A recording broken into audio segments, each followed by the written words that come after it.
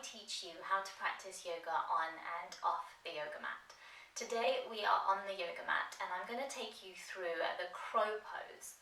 Recently in my yoga classes I've been guiding my students into the crow pose, and I would really encourage you to be practicing yoga regularly before you start to come into the crow pose. The crow pose is a power pose, it's an arm balance, so you really need to be able to develop your upper body strength and your core strength first before you come into the crow pose. So things such as downward facing dog, plank pose, chaturangadandasana, cobra pose can all help to strengthen your upper body strength. And poses such as the boat pose and the boat sequence will really help to develop your core.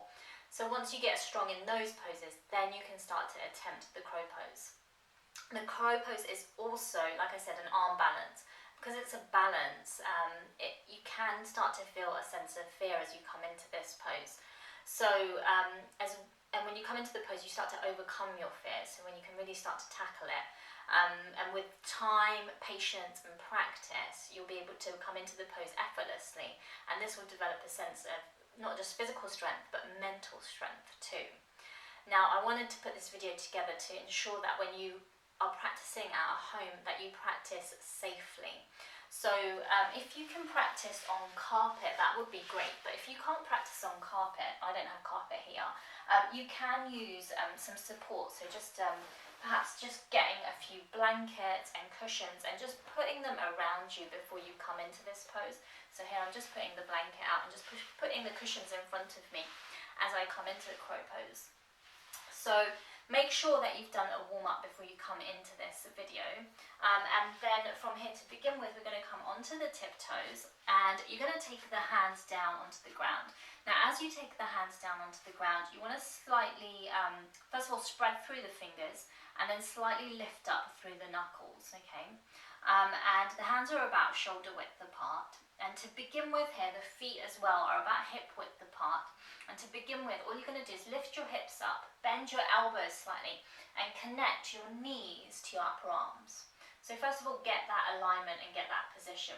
Once you've got that, then start to take your weight forward. Now here, I'd encourage you to go forward with your weight and not down, okay? And just practice that a few times. So just coming forward and back.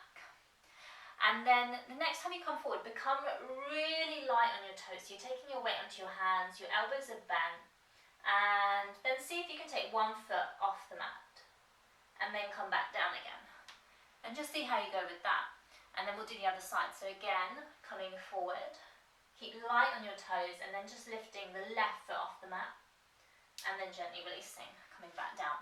Okay, so on the next round, we'll see if we can take both feet off the mat now. So once again, lifting up through the hips, take your weight forward, become really light on your toes, focus on a point in front of you, your drishti, and then when you're ready, just seeing if you can take the toes off the ground, just holding your crow pose for a moment. And then from here, gently releasing and coming back down once again. And then, practice that a few times, practice it with the support of the cushions and the blanket. And then after a while, once you've done it for a few rounds, then just get rid of the cushions and the blanket and see how you get on. Because sometimes we can come into the pose knowing because we're quite safe there with the cushions and the blanket, and then have a couple of goes without the cushion and the blanket and see how you get on. Let me know how you get on. And also, there's a slight variation to crow pose. You can also practice side crow pose. So to practice side crow pose, you're in the same position, but this time just turn your legs to the side. Okay, so legs come to the side. You're twisting through the torso. Hands come down onto the ground. And this time I'd say your hands are a little bit closer together here. Again, you're bending through the elbows. And then what I'm going to do is take my thigh up onto my upper arms. So here, bending through the elbows, lifting up through the hips, taking that thigh down onto the forearms and lifting the toes off the mat. And then coming back down.